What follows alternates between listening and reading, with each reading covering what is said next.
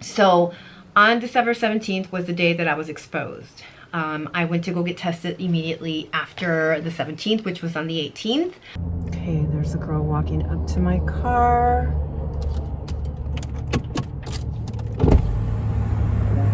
Hi.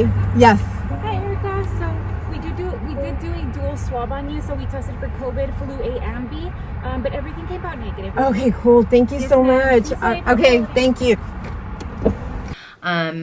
I tested negative. My husband tested positive. He isolated himself in the bedroom. Even with a negative test result, I didn't go anywhere. Like, I stayed put. I was able to work out Saturday, Sunday, and Monday. As far as what I started feeling was a little bit of a scratchy throat. But it wasn't to the point where it was like really bothering me. It was just like itchy. A little bit of a cough, but not major. So I experienced that Saturday, Sunday. Monday, I woke up and I was coughing a little bit more, but not to the point where I was gagging or anything. It just felt like I had like a little something in my throat. And I popped a cough drop and it helped kind of with the cough. Again, I did not have a sore throat. So I thought something's going on. So Tuesday morning, I booked it to the clinic. I waited in line three and a half hours. The line was crazy. They did the swab thing, and just an FYI, the swab thing isn't as bad as people are saying it to be. It's not. Like, it's literally 2 seconds in each nostril and you're done. They ask you to go back to your car, wait 30 minutes, and they will come out with the results. You give them where you're parked or your car, the model of your car and all that stuff. So anyway, the girl comes out after about 30 minutes. So I am waiting for my COVID results. I came back to get retested. Okay, you were positive for COVID. Okay. So you'll need to quarantine. Here's an attachment of everything that you can do at home. Okay. And then if you have any questions, the number. And me being me, went into full panic mode. I asked her a few questions. She gave me some paperwork. She told me what to do, yada, yada. So on my way home, I called my husband and I told him, you are free to come out of the room. I have COVID too. So I get home and we chatted a little bit, and I went about, my day normal. I wasn't feeling sick or anything. I never had fever. My throat wasn't sore. I wasn't experiencing any body aches yet. So, time progressed and came to Tuesday, Wednesday, Thursday. So I have to say that maybe around Friday or so, I did start experiencing a little bit of body aches. It was just like my skin. So I would pop like 2 little Tylenols and that would be the end of my body aches. Like I said, I never once had fever. I never had chills. I didn't cough bad. I didn't have a sore throat. Fatigue, I did feel a little tired, but it wasn't to the point where I couldn't get out of bed. I made it a point to shower every single day. And I stretched here in this little area, and I did the foam roller. I did take a few hot baths. I wasn't feeling extremely sick.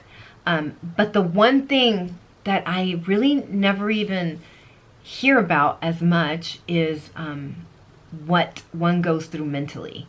I am a type A personality, so I'm always in control of situations, at least my own situations. That's just the way I'm designed. I've always been that way. Even when I was a little girl, I was always very controlling. But anyway, so I think what was happening was I was feeling a lot of anxiety of the unknown. I didn't have any control of what was happening to my body, so it was like really freaking me out.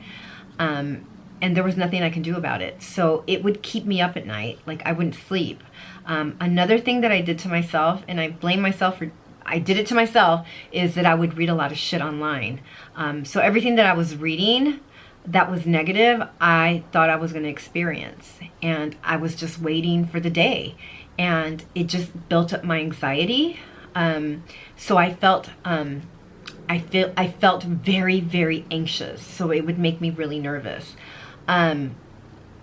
my oxygen levels were always really normal. Like they were from 96 to 97. So I never had issues with being winded or extremely fatigued. Like if I walked from the bedroom to the kitchen, I never felt that fatigue. But I think that my anxiety was just out of control. Like it was out of control. And I never really hear people talk about the mental aspect of having COVID. So what I did is I stopped reading all the bullshit online because it would work me up, and I was doing it to myself. So I stopped doing that. And what I did start reading when I wanted to read or when I had a question, I would just get on the CDC website and I would just go by what they would say. It was really messing with my mind, the not knowing, the not having control. I kept my mind busy. I would do like puzzles on my iPad. I love playing Sudoku, so I did that. I read, I prayed. Meditating, everybody tell me to meditate, but I need to learn how because I'm super high strung and it's really hard for me just to bring it down a notch. So maybe I really need to learn how to really meditate because I really don't know how. I do listen to an app on my phone that came highly recommended, and I would listen to it at night, and it's this woman's voice that's so calming, and I just pop my ear pods on and I listen to her voice and I fall asleep. But during COVID, I didn't do that. Sorry about that. Sorry about that. So I didn't really do that during the time I had COVID. But as far as working out now, I did have a workout yesterday. I didn't feel winded. I didn't feel like I had to put in a lot of effort. It was a good workout. It was an upper body workout, but what I focused on was quality versus quantity, meaning if I was going to lift 20 pounds, it was a quality lift as opposed to getting a bunch of reps in. So I'm gradually going back into that. We don't really know when you're going to be 100%. Well, at least I don't know when I'm going to be 100%. As far as running, that's going to be gradual for me. Like I said before, I didn't have any breathing problems, so I don't know what it's going to be like when I run my first mile, if I'm going to struggle with that. But I'm going to start with power walking here in my neighborhood and then just gradually go back into running. I'm not in a hurry. My body has been traumatized. Even with my mild case, you know, your body, you know, was going through some stuff, so you gotta let it heal, or at least I'm gonna let my body heal. So running will be gradual, but I'm not gonna stop working out. I will get my workouts in as much as I can in the morning. But yeah, that is what happened to me. I'm glad that it's over.